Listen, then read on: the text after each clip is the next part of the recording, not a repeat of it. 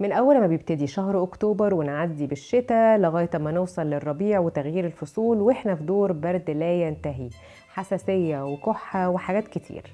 وأنا عارفة إنكم عندكم أسئلة كتير ليها علاقة بالموضوع ده وبخصوص تعب الولاد، وعشان كده معايا ومعاكم دكتور محمد حلمي، أخصائي الأطفال وحديثي الولادة وعضو الجمعية المصرية لأمراض الجهاز التنفسي للأطفال. أهلا بحضرتك يا دكتور. اهلا وسهلا استاذ سلمى. شرفت بحضرتك ربنا النهارده. يخليك، ربنا مجهود يخليك. مشكور ان شاء الله، وان شاء الله نحاول نفيد الناس إن شاء الله. ونوصل لاكتر مشاكل تهمهم بالنسبه للفتره دي ان شاء الله. ايه الفرق ما بين دور البرد العادي واللي هو دور البرد العارض وحساسية الصدر؟ بنعرف ازاي الفرق ما بين الاتنين، او الام تعرف تفرق ازاي ما بين عيا طفلها في ده وفي ده؟ الحساسيه الصدريه العرض الاساسي فيها هو الكحه، زائد او ناقص اصوات ممكن تحصل في الصدر، زي الام بتقول انا سامعه صوت صدر ابني بيزيق. بيزيق، بيشخل الحاجات كده. بالظبط كده. زائد ان ممكن يكون ده مصحوب بصعوبه في التنفس لو في ضيق شعبي جامد عند الطفل. لكن دور البرد بيبقى العرض الاساسي فيه اعراض انفيه. يعني ايه اعراض انفيه؟ شويه رشح، سيلان من الانف، خنفره من الانف، انسداد. الام تقول ان الطفل بيشخر بالليل او بينام فاتح بقه عشان ياخد نفسه. قد يكون ده مصحوب بكحه، وقد يكون مش مصحوب بكحه، عباره عن اعراض انفيه فقط. لكن الكحه بتاعت دور البرد العادي ما بتكونش كحه شديده ولا مصحوبه بصعوبه في التنفس زي الكحه اللي موجوده في الحساسيه الصدريه. حساسية الصدر. العلاج الاساسي في التهابات البرد والجيوب الانفيه هي العنايه بالانف. العنايه بالانف ليها اساليب كتير جدا. نقط الانف زي النقط اللي هي فسيولوجيه او طبيعيه، اللي هي عباره عن ميه بملح، محلول ملح، زي مية نقط البحر، محلول مية البحر المعروف. او محلول ماء البحر، البخاخات، في نقط وفي بخاخات ماء بحر. زائد او ناقص ان انا اعمل تشفيط او غسول. الغسول حصل عليه لغط كتير ما بين دكاتره الانف والاذن وما بين دكاتره الاطفال، لكن في مصادر علميه قويه زي الاكاديميه الامريكيه لطب الاطفال بتوصي بعمل غسول للانف للطفل في الاوقات اللي فيها ذروه التعب موجوده من مره لمرتين في اليوم، سواء ببخاخه او بمحلول ملح. طيب انا عملت الغسول وما زال في افرازات لزجه، من حقي ان انا اجيب الشفاط السيليكون بتاع الانف، وفي برضو انواع كتير من الشفاطات، لكن اشهرها واسهلها في الاستخدام هو شفاط السيليكون. الحساسيه الصدريه مرض مزمن، ولكن هو مرض كامن. يعني بمعنى ان الطفل ما بين الازمه وما بين الازمه بيبقى طفل طبيعي تماما، صدره فري خالص، مفيش اي حاجه عليه، ولا بلغم ولا صوت تزييق ولا اي حاجه خالص، ولا الطفل بيكح ولا عنده صعوبه في التنفس. لكن الطفل عنده مشكله الحساسيه الصدريه مع اي مهيج خارجي زي الاتربه، الدخان، السجائر، البرفيومز، البخور، ايفن الحيوانات زي ريش العصافير او فرو اي حاجة ليها القطط. شعر رفيع بالظبط، ممكن بالظبط. يسبب له مشاكل. بالظبط. الجو المترب اللي فيه تراب، الهواء الساقع، والهواء الساقع هو عدو الحساسيه الصدريه او الطفل اللي عنده حساسيه صدريه. عشان كده احنا دلوقتي الموضوع مع الاطفال كلهم بالظبط. عشان الجو برد، عشان تيارات الهواء الساقعه. الطفل اتعرض لحاجه من الحاجات دي بتبدا تحصل الازمه، لكن ما بين الازمه والتانيه الطفل كامل تماما عادي وطبيعي وما عندوش اي اعراض.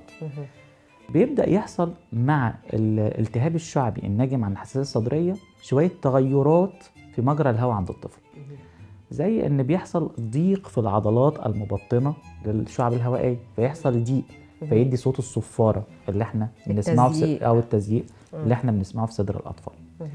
يبدا ان الخلايا المنتجه للمخاط تبدا تطلع افرازات كتير، ده البلغم اللي الام بتقول الطفل بيكح بلغم لغايه لما يرجع. بيبدا الطفل في اللحظات دي يكح لانه عايز يطلع الافرازات وعايز يطلع البلغم ده، وبيبدا عنده صعوبه في التنفس لان مجرى الهواء ما عادش قادر على استقبال الهواء وخروجه وتهويه الرئتين بالدرجه الكافيه. الحساسيه الصدريه الوقايه فيها افضل 100 مره من العلاج. الوقايه من الحساسيه الصدريه واغلب الامراض التنفسيه في الشتاء بتكمن في ان احنا نمره واحد احتياطات عامه، نحافظ على الطفل من الحاجات اللي احنا قلنا بتهيج الطفل، زائد ان احنا نحافظ عليه من مصادر العدوى. ما ينفعش ابني يبقى عنده حساسيه صدريه واخوه اللي اكبر منه او اللي اصغر منه ما عندوش حساسيه، طفل بياخد دور البرد ويعدي بسهوله. ما ينفعش ان انا اخليهم يختلطوا ببعض اختلاط مباشر، لا بس ده الاختلاط صعب، ده هو بيبقى غصب عني، بيلعبوا مع بعض وبيعملوا كل حاجه مع بعض. خلاص اعوده على العادات اللي ممكن بنعمل بيها انفكشن كنترول، مكافحه عدوى، اقاوم هذه العدوى. زي ان انا اعوده على ان غسيل الايدي بالطريقه اللي كلنا اتعلمناها ايام الكورونا تبقى عاده شبه روتينيه عنده. الغذاء الصحي لو طفل رضيع، الرضاعه الطبيعيه. طفل كبير ما بيرضعش، الفاكهه. فاكهه اللي هي فول اوف فيتامين سي. برضو من الحاجات اللي هي وقائيه، العقاقير والادويه زي بخاخات او جلسات او حاجه اسمها معدلات مناعيه. هل الطفل اللي عنده حساسية صدر يعني بينفع ان هو يعني في امل من شفائه، ولا هيفضل طول العمر عنده المشكلة بتاعة الحساسية دي هيفضل عايش بيها على طول؟ لو الحساسيه الصدريه بدات تظهر عند الطفل في سن مبكر، ده عاده بتخلص معاه بدري. الطفل اللي بتظهر معاه في سن متاخر زي سن 5 أو 6 أو 7 سنين، للاسف ده طفل ممكن يكمل شويه كطفل مريض بالحساسيه الصدريه. البخاخة الوقائية اللي حضرتك اتكلمت عليها بيكون ايه المحتوى اللي فيها، يعني بيبقى ايه المادة اللي فيها؟ الماده اللي موجوده في البخاخه بتبقى كورتيزون لو هي بخاخه وقائيه، ولو هي بخاخه علاجيه بيبقى الماده اللي موجوده فيها موسع للشعب. بس احنا كمجتمع مصري اتربينا على ان احنا نخاف من كلمه كورتيزون. بتخض، وخصوصا لو كان في بخاخة بتخض شوية. مع ان الناس ما تعرفوش ان البخاخه أأمن بكتير جدا من الكورتيزون اللي بيتاخد عن طريق الفم أو عن طريق الحقن. الشراب مظبوط، وأسمائها مشهورة بدون ذكر الأسماء. أكثر كفاءة، أكثر قدرة على التحكم في الأعراض.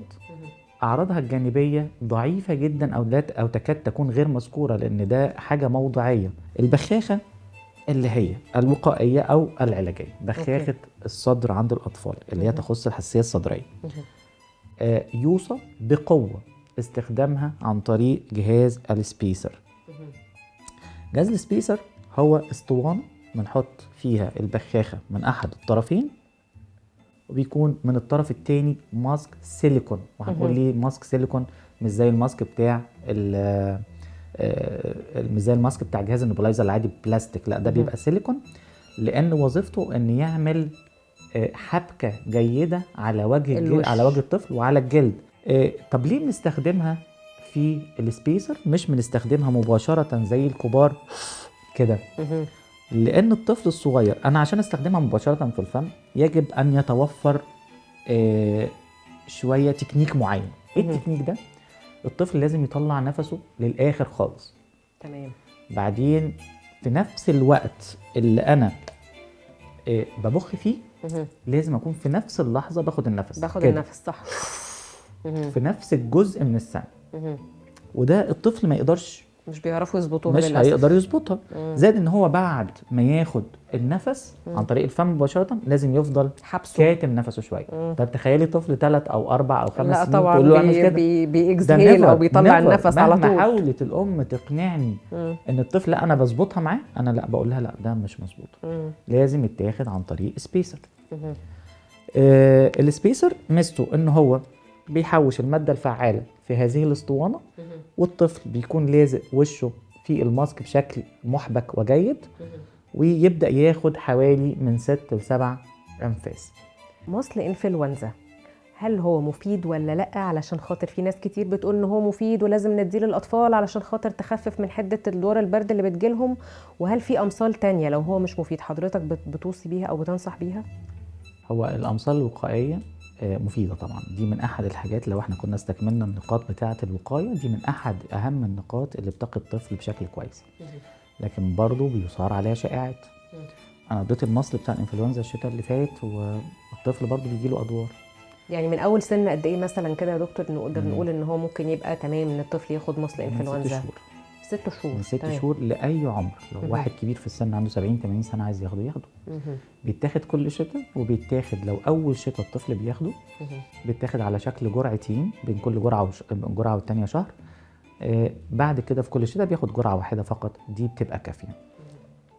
مصل الانفلونزا زي ما قلنا عشان يحقق كفاءه لازم اعمل كل الاحتياطات الاخرى، بمعنى ان لو انا اديت الامصال الوقائيه اساعده بالظبط، اديت الامصال الوقائيه واديته العلاج الوقائي، بس انا ابني عنده لحميه ومأثره عليه بيخليه يشخر بالليل او يتنفس فاتح بقه، ما هتفضل ادوار تجيله. مش هيبقى عيب ساعتها في المصل، هيبقى العيب ساعتها ان في حضرتك مشكله تانية ما اتحلتش.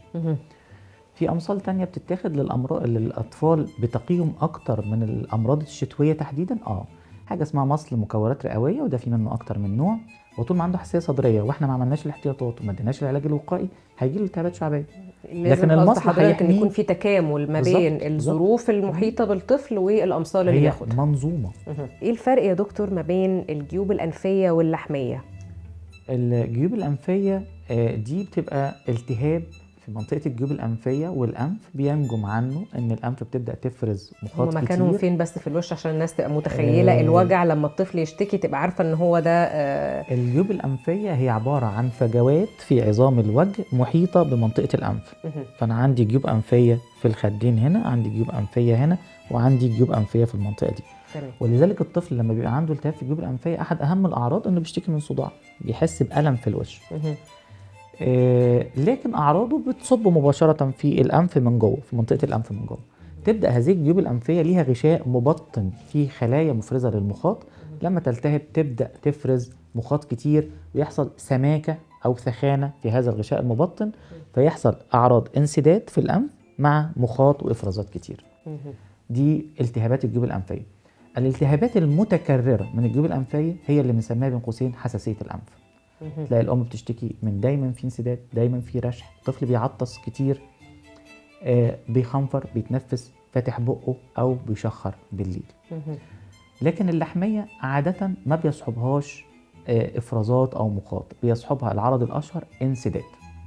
فتلاقي الام بتقول ان الطفل سواء هو عيان عنده برد وجيب انفيه ومخاط او ما عندوش، دايما بيتنفس فاتح بقه، لما بينام بيبقى بيشخر او برضه بيتنفس فاتح بقه. وده في عرض مشهور، الام تقول بيريل كتير. بعض الحالات الطارئه اللي بيصحبها انسداد شديد في النفس لدرجه الطفل بيتخنق، الام بتقول انا بفضل مقعداه في حضني، ما ينفعش انيمه على المخده، لما بينام على المخده ما بيتخنق، بيعرفش يتنفس. ده لو عنده شهور لازم تتعمل له اللحميه. في طفل تاني لا، يعني الامور بتبقى في فتره الشتاء وبناخد علاجات، الامور بتتحسن، ده الدكتور بتاع الانف والاذن اللي ياخد ممكن قرار. يصبر عليه شويه، فهو الوحيد اللي يقدر ياخد قرار في هذه النقطه.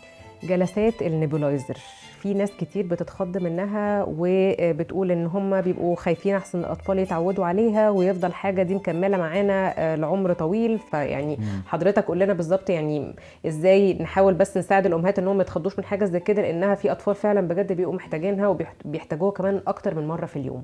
الجلسات الشائعه اللي بتقال عليها ان الطفل هيتعود عليها دي شائعه خاطئه 100%. انا ابني مش قادره اسيطر عليه، عشان اعمل له الجلسه بيقعد يصرخ ويصوت وبالعافيه وبيفرهد مني لدرجه ان انا برمي الماسك وابطل الجلسه. في اشكال بديله للجهاز النبولايزر التقليدي. زي ايه؟ زي مثلا جهاز زي كده اسمه مش نبولايزر. هو اصلا اكتر ما بيرعب الطفل في جهاز النبولايزر التقليدي الصوت العالي، هو بيتخض منه فعلا حرفيا يعني. اوكي. ده جهاز بيتشحن USB، ليه وصله كده بنوصلها، وليه كمان بطاريه بتتركب، وبنشغل من الزرار ده، بيبقى الصوت بتاعه ضعيف جدا او غير موجود. زائد ان هو حاجه بورتبل خفيفه، الطفل ممكن هو يمسكها بايده ويخلص الجلسه بتاعته. في منه شكل تاني حتى اكثر لطفا، بيبقى شكل ديسك كده، والديسك طالع منه الماسك، والطفل بيحط الماسك بالاستيك بتاعه وممكن يتحرك ثبات اكتر عشان يبقى متحرك. الديسك النبولايزر الديسك ده في الشقه طول اليوم. الشكل التاني اللي احنا اتكلمنا عنه من شويه هو البخاخه، والبخاخه في كفاءتها تعادل النبولايزر. البديل بتاعه ان انا اتحايل على الطفل. اتحايل على الطفل ازاي؟ جهاز النبولايزر العادي بتاعي اغطيه ببطانيه، احطه على حاجه غير السرير اللي الطفل نايم عليه عشان ما يهزش السرير، احطه على الكوموديو اللي جنب السرير واغطيه ببطانيه. ومش لازم احط الماسك على وش الطفل مباشره، لا، انا ممكن ابعد الماسك شويه، الطفل يستنشق البخار اللي طالع من الماسك اول باول وخلاص. ايه هي الاسباب الغير شائعه اللي ممكن تكون بتسبب حساسيه الصدر او الكحه عند الاطفال؟ طبعا هو السببين الاشهر للكحه زي ما قلنا اللي هو ادوار الانف وادوار الصدر. تمام. الحساسيه الصدريه والالتهابات الشعبيه وحساسيه الانف والتهابات الجيوب الانفيه. اوكي. لكن في فعلا اسباب غير شائعه. احد اهم الاسباب الغير شائعه الارتجاع المريء. الطفل بيرجع كل شويه، او حتى لو ما بيرجعش يعني هو معدته غير قادره على الحفاظ على محتويات المعده، فنلاقي محتويات المعده طالعه نازله في المريء بتصل حتى منطقه الحنجره ومجرى الهواء. فبالضروره وبالبديهي هتعمل اعراض تنفسيه. المشاكل النفسيه عند الطفل، الطفل لو عنده مشكله نفسيه بيشتكي من بعض الاعراض العضويه، من ضمنها الكحه، من ضمنها كمان المغص، الصداع، الم المفاصل. فنلاقي الطفل يقول دايما انا رجلي بتوجعني، انا مصدع، انا بكح، بطني مغصه. ممكن يمسك في عرض واحد ويتمسك بيه بشده، وممكن يبقى عنده اكتر من عرض غير مرتبطين او ما يدلوش على مرض معين بعينه. طيب بنميزها ازاي الكحه اللي هي نتيجه عن مشكله نفسيه؟ الام بتقول لي ان الاعراض بتنتهي تماما مع اي مشتت لانتباه الطفل. اوكي. في موبايل او لو تاب، اتلهى في اي حاجه صحابه حواليه وبداوا يلعبوا، يبقى كويس. خلاص بتنتهي تماما هذه الاعراض. لو كان بيعيط من الالم بتقولي فجاه لما الموبايل بابا اداهوله سكت تماما وبقى بيمسك الموبايل وبيضحك على الفيديوهات. اوكي. تاني حاجه بنميزها ان الطفل ما بيصحاش بالليل مخصوص يشتكي من هذا العرض. يعني اغلب اسباب الكحه بتزيد في الفتره بتاعت بالليل والطفل مستلقي. لا، الكحه بتاعت المشكله النفسيه ما بتظهرش بالليل نهائيا. دي حاجات نادره شويتين ثلاثه، زي حاجه مثلا اسمها الناسور المريئي، اللي هو بيبقى ناسور بيربط ما بين القصبه الهوائيه والمريء، وده بيبقى مشكله خلقيه الطفل مولود بيها. بيبقى الطفل مع كل رضعه بيكح، لان هو بيرضع، اللبن بينزل في مجرى الغذاء اللي هو المريء. انا عندي ناسور او فتحه منفذه على المريء، الرئة. تبدا اللبن ده يوصل للقصبات الهوائيه والشعب الهوائيه، فيبدا الطفل يكح بشكل رهيب جدا، ودي طبعا علاجها جراحي. طيب، خرافات بتستخدمها بعض الامهات لعلاج ادوار البرد مش المفروض ان احنا نعملها او يعني نلجأ لها تماما. من الشائعات او الخرافات بخاخة الكورتيزون هتسبب له مشاكل. بخاخة الكورتيزون ما بتسببش مشاكل. مرة تانية هي أكثر كفاءة وأقل في الأعراض الجانبية لأنها حاجة موضعية. أو من الممارسات الخاطئة، خلينا نقول كلفظ أدق، من الممارسات الخاطئة استخدام المضادات الحيوية بدون داعي، استخدام الكورتيزون الشراب بدون داعي، لدرجة إن بعض الأمهات بتستخدم الكورتيزون الشراب كدواء للكحة. ما هي خلاص الدكتور كتبه لها في دور نزلة شعبية لا تنطفي تحسن بشكل كويس جدا، فالطفل كح هديله كورتيزون. لا، مش كل مرة بالضرورة يكون هو ده السبب، هو ده العلاج. موسعات الشعب في الشراب في سن مبكر دي مشكلة خطيرة جدا جدا جدا. رجعنا يا جماعة الشركات بتاعت الأدوية لما كتبت على الدواء الفلاني ممنوع استخدامه قبل 6 سنين، يبقى هو ممنوع استخدامه قبل 6 سنين. ليه؟ لأن ليه أعراض جانبية خطيرة. يا دكتور، يعني حاجات كده أو رسائل عامة تديها للأمهات، إيه الحاجات اللي تتعمل وإيه الحاجات اللي ما تتعملش علشان خاطر نعدي بس فصل الشتاء بسلام يعني، واللي عنده حساسية يحاول بس الدنيا تبقى أخف عليه شوية. الأب المدخن. الأب المدخن، لا دي يتفرد لها فيديوهات كتير لوحدها. بالظبط. الأب المدخن هي معضلة حقيقية موجودة في البيت، سواء للطفل السليم أو حتى الطفل اللي عنده مشكلة تنفسية زي حساسية صدرية أو حساسية أنف. أنا بقول للأم ابنك مهما خدنا من احتياطات ومهما ادينا من أمصال وقائية ومهما ادينا من علاج وقائي، لو كمان وصلنا لمرحلة العلاج الوقائي ابنك لن يتحسن طالما بيتعرض لريحة الدخان أو السجاير. في امهات بتقول ده هو بيشرب السجاير بره البيت او في البلكونه وبيغير هدومه وبيغسل سنانه، هل الحاجات دي كلها بتفرق ولا برضو؟ دي الام اللي بتبقى خايفه من الاب، انما الام اللي هي جامده تقول لي لا يا دكتور ده بيشرب. الام اللي بتقول كده، او لما الاب يبقى معاها في الزياره ويقول لي لا يا دكتور انا بشرب في البلكونه بره، انا بقول له ريحه هدومك فيها سجاير وريحه نفسك فيها سجاير، فانت مضطر في كل مره انك انت تغير هدومك، ومش بعيد تاخد شاور، ومش بعيد تغسل اسنانك علشان تقدر تحضن ابنك او تبوسه او تتعامل معاه. انقطاع عاده السجائر من البيت هي احد اهم العوامل في الشفاء التام للطفل المصاب بحساسيه صدريه. اهم حاجه طلعنا بيها من الموضوع هو الوقايه خير من العلاج، وان الام ليها دور كبير جدا جدا جدا في انها تحايل وتصبر علشان الطفل ياخد الدواء ويأثر معاه. شكرا جدا جدا يا دكتور، شكرا لوقت حضرتك. العفو يا فندم، اتشرفت جدا جدا. ربنا يا ريت يخليك. يا رب نكون وصلنا للامهات بمعلومات مفيده تقدر تخليهم يتعاملوا مع الفتره يا دي رب، ونعدي الفتره اللي احنا فيها دي على خير يا رب ان شاء الله. نسال لاولادنا جميعا السلامه يا رب. امين يا رب.